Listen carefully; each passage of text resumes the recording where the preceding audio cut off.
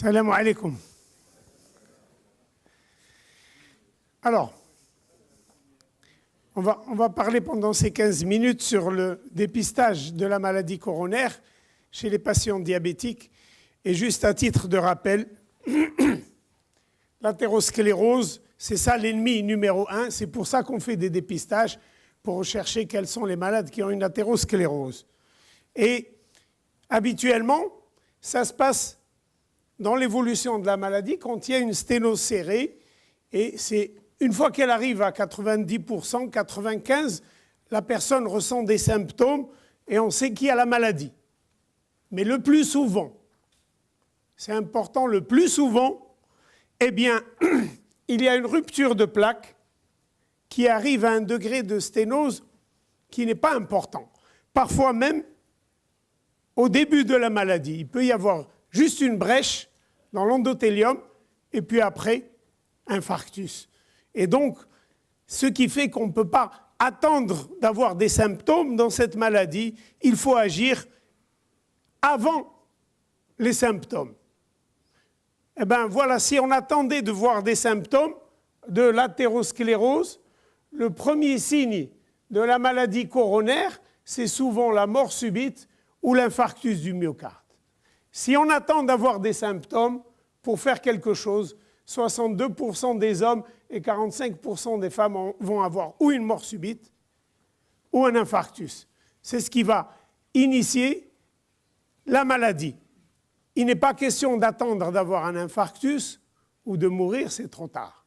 Alors, c'est pour ça qu'on va, chez le diabétique qui a un très haut risque cardiovasculaire, eh bien, faire une prévention qui, jusqu'à aujourd'hui, est basée sur les facteurs de risque. On va évaluer quel est le risque et par la suite, on va décider. Comment on évalue le risque? Eh bien, il y a des scores de Framingham pour les Américains, il y a des scores pour les Européens, avec Europe du Sud, du Nord, en fonction des risques. Et on va dire deux mots pour nous. Voilà. Ce qu'il y a, c'est qu'on va classifier quel est le risque, et si ce risque est élevé, eh bien, il faut dépister la maladie coronaire, la rechercher et la traiter. La particularité chez le diabétique, c'est que lui recommander de mener un mode de vie sain et éventuellement des médicaments pour ralentir l'évolution de l'athérosclérose, c'est-à-dire les statines, eh bien ces choses-là, on les a recommandées quasiment, presque, je dis presque à tous les diabétiques. Donc, est-ce qu'il y a quelque chose à faire de plus que ça? Eh bien, c'est la grande question. Est-ce qu'on va attendre alors la douleur thoracique? Et on sait que chez le diabétique, ce n'est pas quelque chose de fréquent. On peut avoir une maladie coronaire sans douleur thoracique avant de faire un test d'ischémie. C'est pour ça, pour résumer la situation chez le diabétique, eh bien, lifestyle et drugs, c'est déjà OK. La plupart des diabétiques doivent suivre un régime et mener un mode de vie sain, et la plupart doivent être déjà sous statine. Maintenant, la grande question, du moment qu'il n'y a pas de douleur thoracique chez le diabétique, ou parfois il se peut qu'il n'y ait pas de douleur thoracique, eh bien ces personnes sont à haut risque. Qu'est-ce qu'on va faire? Est-ce qu'on va dépister la maladie coronaire chez tous les diabétiques? C'est ça la question depuis 10 ans qui se pose. Est-ce qu'on dépiste chez tout le monde? Voilà la réponse. Il y a 20 ans, on va dire, les recommandations nous disaient, eh bien, quand il y a plus de 2 facteurs de risque à côté du diabète, il faut dépister, rechercher la maladie coronaire. Et on a vécu avec ça.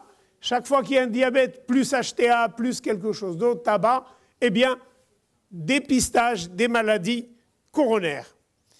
On fait un test d'ischémie. Ensuite, en 2004, eh bien, il y a eu des études qui ont, parmi eux celles-ci, qui ont prouvé que 20% des diabétiques ont une ischémie silencieuse. Et si 20%, 1 sur 5 ont une ischémie silencieuse, la conclusion c'est quoi? C'est qu'on est encouragé, à cette époque-là, de dire je vais rechercher la maladie coronaire chez tous les diabétiques, puisque 20% ont une ischémie silencieuse. Le problème, c'est que quelques années plus tard, la même étude, elle a continué à voir l'évolution de ces diabétiques chez qui on avait dépisté une maladie coronaire, c'est-à-dire 20% qui avaient une ischémie silencieuse. Et qu'est-ce qu'il a été retrouvé? Eh bien, c'est que l'évolution de ceux qui ont été dépistés et pris en charge pour la maladie coronaire, l'évolution par rapport à ceux qui n'ont pas été dépistés, il n'y avait pas de changement, pas de grand changement. Conclusion depuis une dizaine d'années, depuis 10 ans à peu près, eh bien, la conclusion c'est que ce n'est pas la peine d'aller rechercher la maladie coronaire chez tout le monde, eh bien, et il y a eu cette grande étude Courage qui est venue appuyer cette décision que même chez le non-diabétique, et qu'il soit diabétique ou pas, eh bien, le traitement optimal, avec ou sans dilatation coronaire et stent, pour la maladie coronaire stable, eh bien, la conclusion, eh bien, c'est la même chose. On va la lire ici. Le stenting did not reduce the risk of death. Le fait d'avoir stenté ces gens-là ne diminue pas le risque d'avoir un événement cardiaque. Et cette grande étude Courage, parce qu'elle a eu le courage de dire qu'un malade qui est stable, s'il vous plaît, c'est un message pour moi et pour tous les diabétiques, un malade qui est stable, qui n'a rien de particulier, eh bien, on ne va pas aller chercher est-ce qu'il y a une maladie coronaire. La preuve, l'évolution est la même qu'on l'ait dépisté ou pas. Et il y a eu d'autres études, Barry 2D, qui sont venues dire que chez le diabétique également, il n'y a pas de différence entre la mortalité de ceux qui ont eu une revascularisation et ceux qui ont suivi un traitement médical. Quand l'angor est stable, quand il y a une maladie coronaire stable. Au final, au bout de tout ça, jusqu'à aujourd'hui, c'est-à-dire jusqu'aux dernières études qui datent de 2 ou 3 ans, eh bien, dépister la maladie coronaire chez le diabétique, eh bien, il n'y a pas intérêt pour tous les diabétiques. Et les recommandations, si un malade nous dit, mais non, en 2018, est-ce que j'ai un risque, un diabétique nous dit, est-ce que j'ai un risque de faire un infarctus? Qu'est-ce qu'on doit faire? Bien sûr, on va lui dire oui, mais attention, comment est-ce que je dois être dépisté? C'est ça la vraie question.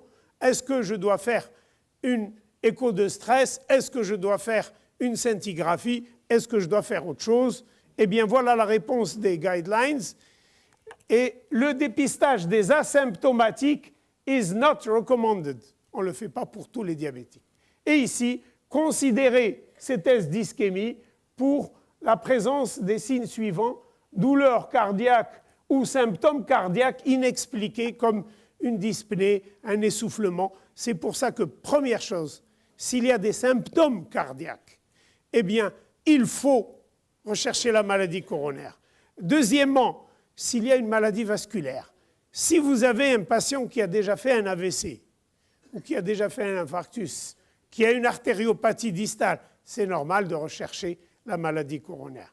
Troisièmement, quand vous avez à l'ECG des anomalies, donc ceux qui s'occupent des diabétiques doivent quand même bien interpréter l'ECG avant de dire « je n'ai pas besoin de pousser mes investigations cardiologiques », c'est les plus importants, c'est aujourd'hui, en 2018, les personnes qu'il faut dépister pour la maladie coronaire. Eh bien, la question, c'est un peu la deuxième partie. L'idéal, on aurait bien voulu que ce dépistage se fasse comme pour le cancer du sein, et pas comme on le fait nous, normalement. Excusez-moi, monsieur. Dans le cancer du sein, qu'est-ce qu'il y a? Eh bien, on veut réduire la mortalité, et qu'est-ce qu'on fait? Eh bien, même s'il y a des facteurs de risque du cancer du sein, on les connaît, et je dirais un peu comme par hasard, il y en a beaucoup qui sont en commun avec la maladie coronaire. Qu'est-ce qu'on fait? Est-ce qu'on compte les facteurs de risque? Est-ce qu'on évalue le score de risque? Non. Vous avez déjà entendu parler de score de risque du cancer du sein? Non. Qu'est-ce qu'on fait? on dépiste d'une autre façon.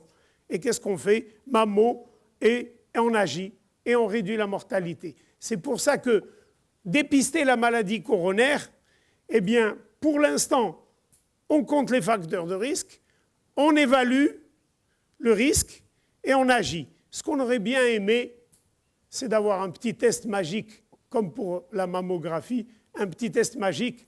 Je ne sais pas si on a, peut-être tout à l'heure, on aura des réponses pour est-ce qu'on continue à calculer un score ou pas pour réduire la mortalité.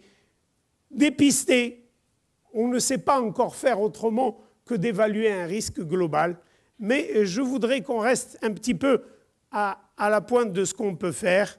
Eh bien, comment est-ce qu'on peut dépister en dehors de l'évaluation et l'évaluation des risques et calculer un score global? L'épaisseur intima média a été un élément. Finalement, il s'est avéré qu'on ne peut pas compter dessus. Ensuite, il y a eu le score calcique et c'est une occasion pour moi, puisqu'on parle de dépistage de maladies coronaires chez le diabétique, impossible de ne pas parler du score calcique. Et s'il vous plaît, le score calcique est une évaluation par un scanner du calcium qui est déposé au niveau du cœur, des coronaires. Et de là, on arrive à dire est-ce qu'il y a un grand risque ou est-ce qu'il n'y a pas de grand risque de faire un événement cardiaque.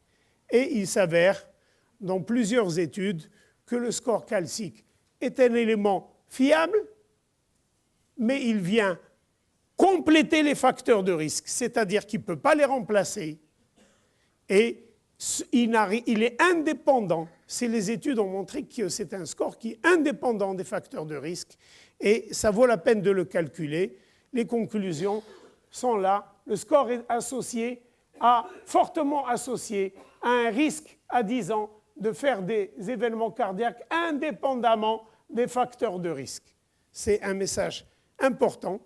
C'est bien de faire le score calcique. Pour qui alors? Pour tout le monde? Non.